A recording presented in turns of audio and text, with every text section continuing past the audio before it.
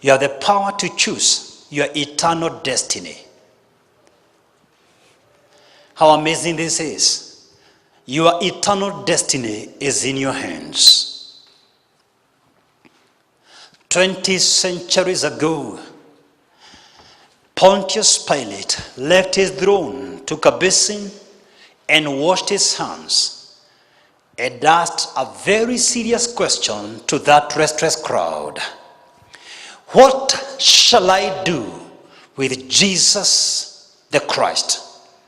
Today, 2,000 years later, I want to make it clear tonight. The eternal destiny of every human soul depends on your response to this question. What shall I do with Jesus the Christ?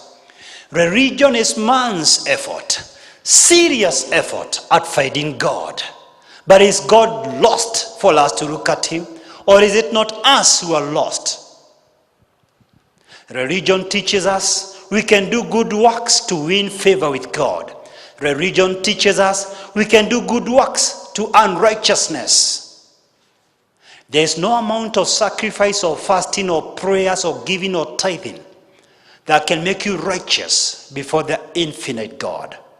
For that cause, you either accept his option for your forgiveness of sins, or by default you choose to be eternally condemned.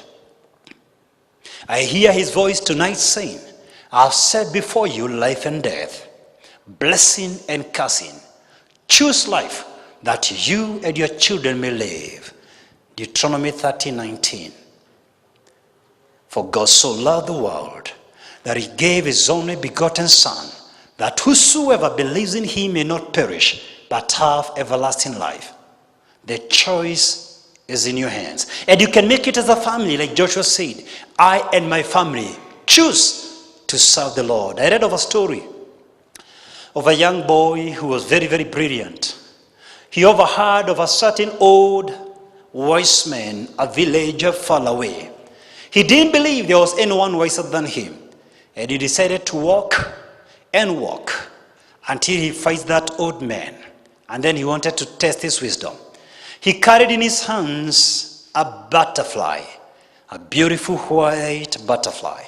He went to the old man and asked him a question. Papa, alive or dead? Tell me, please, is this butterfly dead or alive? And the old man looked at the young boy and said, son, alive or dead is in your hands. What the boy wanted to do, if the old man says it's dead, he releases it. If he says it's alive, he squeezes the butterfly slightly, it dies. And now I say today, life or death is in your hands. As you walk out tonight, I would like to leave you with some thoughts. Leave here knowing every moment you live, you are making some choices. Every single day, your choices come and go. They are like precious diamonds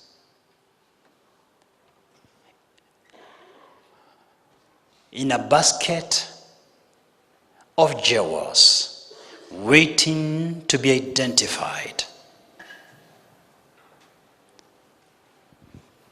And every choice you make, you will live by it the rest of your life. Every so often, a good choice is presented before us. It may not be to your liking. It may even cause some discomfort or even cost you something.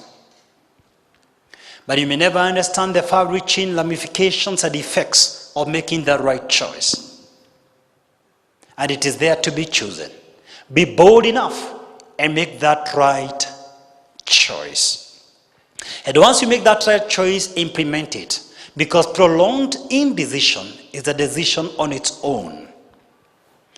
You see, when they tortured Dr. Viktor Frankl, the Nazist, thinking that they are going to destroy his willpower, he is quoted to have said, the last of all human freedoms is your right to choose your attitudes at any given moment. All of us here are products of the choices we have made, not our talents or giftings. Destiny, therefore, is not a matter of chance. It's a question of choice. Destiny is not something we wait for. Destiny is something we achieve. Rarely do we have accidental success stories, but let me give you one, and my last one. I tell of a story of some fire that erupted somewhere near a certain farmhouse in a grassland. The county firefighters were unable to snuff it out, and they resorted to calling volunteer firefighters to assist. The volunteer firefighters came driving an old, dilapidated truck and rubble through the fire into the middle and then stopped at the center. And the volunteer firefighters got out of the truck and began spraying water in all directions frantically. And in just a few moments, they were able to snuff out the fire. The visibly moved farmer whose house was so near the fire wrote them a check of $1,000 for gratitude. He was glad that his house was saved. Later that evening, the volunteer firefighters, in particular the captain of the group, was being interviewed by a reporter. And he was asked a very simple question. What are you going to do with the $1,000 bob that you're given by the farmer? And he said, I think the first thing we are going to do is to fix the brakes of our fire truck. Some of you got it, eh? Sometimes we have accidental heroes from accidental success stories. But in most cases, for you to succeed, you've got to choose to succeed. Thank you, and God bless you. Amen.